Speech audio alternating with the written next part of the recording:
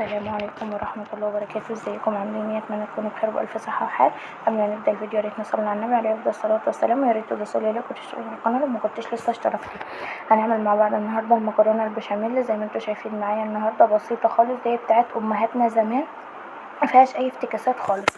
معايا هنا كيسين مكرونة، كيس 350 جرام، ومعايا هنا ربع كيلو من اللحمة، ومعايا 4 معالق سمنة و4 معالق دقيق.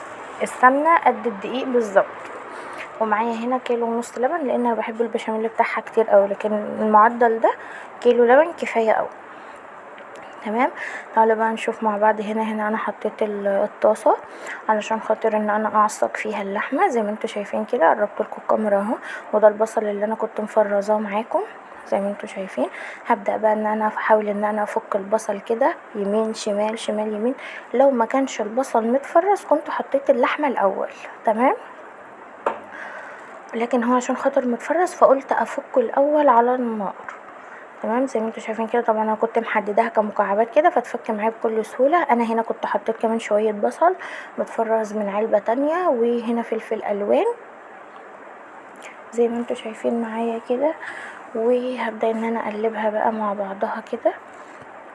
وهجيب اللحمه دلوقتي ان انا احطها زي ما انتوا شايفين، وابدا بقى اقلب كله في بعضه كله في بعضه كده. وهجيب معلقه من الثوم المفروم، برضو كنت عاملاه معاكم في تفريزات الفيديو اللي فات، روحوا شوفوه. زي ما انتوا شايفين هفضل اقلب في بعضه كده. ودي معلقه الثوم المفروم اهي، رحت جبتها. وهحط هنا بقى هقلبه في بعضه. وهحط التوابل. معلقه. هنا الاول هحط كام مكعب من الصلصه. انا مفرزه الصلصه عاملاها مكعبات بحطها في الوقت اللي زي ده. تمام. انت تقدري تحطي معلقه صلصه عليها او تقطعي طماطمايه، بس انا مكانش عندي طماطم. وهنا معلقه من الملح، معلقه من الفلفل، معلقه من البهارات اللحمه، ونص معلقه من الفلفل الاسود. تمام زي ما انتوا شايفين معايا كده. وهتبداي تقلبي واحده واحده كده. تبداي تقلبي واحده واحده كده زي ما انتوا شايفين معايا. وكمان انا خلاص خلصت. هسيبها بقى تهدى على النار، على نار هاديه. وهنا السمنة هحط هنا الاربع معالق سمنة عليهم 4 معالق دقيق. السمنة قد الدقيق معلقة سمنة، كل معلقة سمنة لها معلقة دقيق، وكل معلقة دقيق لها معلقة سمنة. تمام. وهسيبها بقى تهدى كده وترتاح وتسخن، يعني تسيح خالص وتسخن خالص عشان لما احط فيها الدقيق يتقلب على طول زي ما انتوا شايفين معايا كده. هي ساحت خالص. وهحط عليها بقى، جهزت المضرب بتاعي وهحط عليها بقى الدقيق واقلبه كويس قوي. يعني بمعنى اصح اخليه يستوي عشان ما يبقاش طعمها دقيق. والله احلى من الدقيق الجاهز. لو انت عامله على دقيق الجبنه هنبقى نعمل بشاميل الجبنه اللي بطعم الجبنه مع بعض، بس هو احلى من الجاهز. تقدري تحطي عليه جبنه. تمام. هتفضلي تقلبي كده واحده واحده. انا قربت لكم الكاميرا اهو. وهحط عليها نص معلقه فلفل ومعلقه ملح بس، مش هحط حاجه تانية. انا قلت لكم هي مكونات بسيطه موجوده في كل بيت. تمام. وهفضل اقلب بقى واحده واحده واحده واحده كده. طبعا انا مسرعه الفيديو معاكم فبيظهرلكم ان انا بقلب بسرعه، لكن انا بقلب على مهلي يعني مش مستعجله. تمام. وهنا بقى هبدا ان انا اجيب اللبن وافضيه زي ما انتوا شايفين واحده واحده كده عشان خاطر ما تكتلش معايا. وابدا بقى اقلب اقلب اقلب لحد ما يبقى القوام بتاعها كريمي، يعني كريمي كده، مش تقيله زي العسل، لا كريميه كده علشان خاطر يكون مظبوط. بصوا زي ما انتوا شايفين كده كريمي، ولا هو ميه ولا هو تقيل قوي كده زي العسل. هنا بقى انا بوريكم المكرونه. طبعا المكرونه كنت سلقتها، حطيت ميه وفيها معلقه زيت ومعلقه ملح لحد ما غليت، وبعدين فضفت عليها المكرونه وطلعت المكرونه 3/4 سوا، ما سويتهاش سوا كامل عشان ما تعجنش معايا في البشاميل. زي ما انتوا شايفين كده. انا جبت هنا الطاجن اللي هعمل فيه ودهنته بمعلقتين سمنه. وهنا البشاميل هحط كبشتين على المكرونه كده اقلبها في بعضها زي ما انتوا شايفين معايا كده.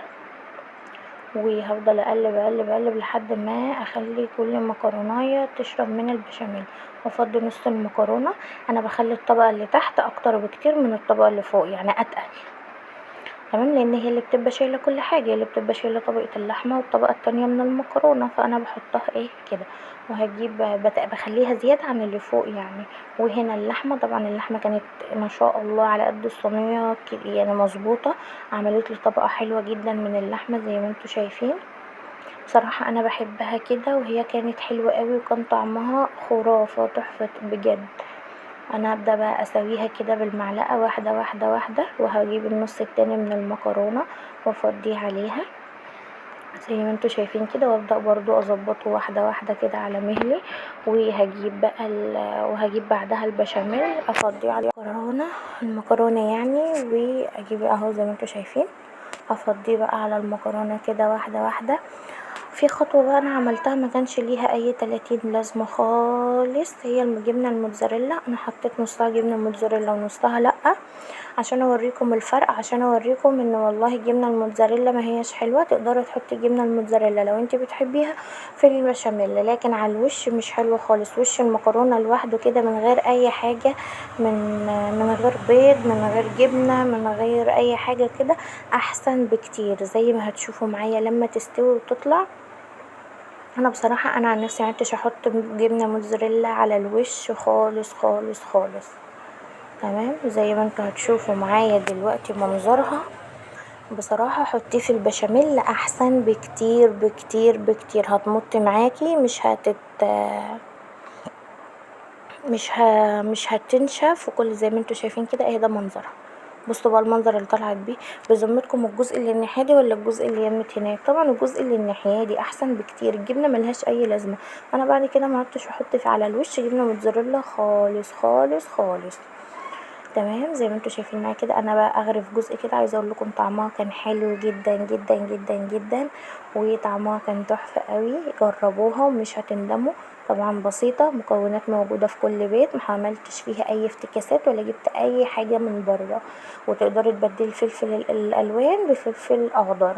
وهنا وصلنا لنهايه الفيديو. اتمنى اشوفكم في فيديو جديد على الف خير. تدوسوا لايك وتشتركوا في القناه لو ما كنتوش لسه اشتركتوا، عشان يوصل لكم كل فيديو جديد.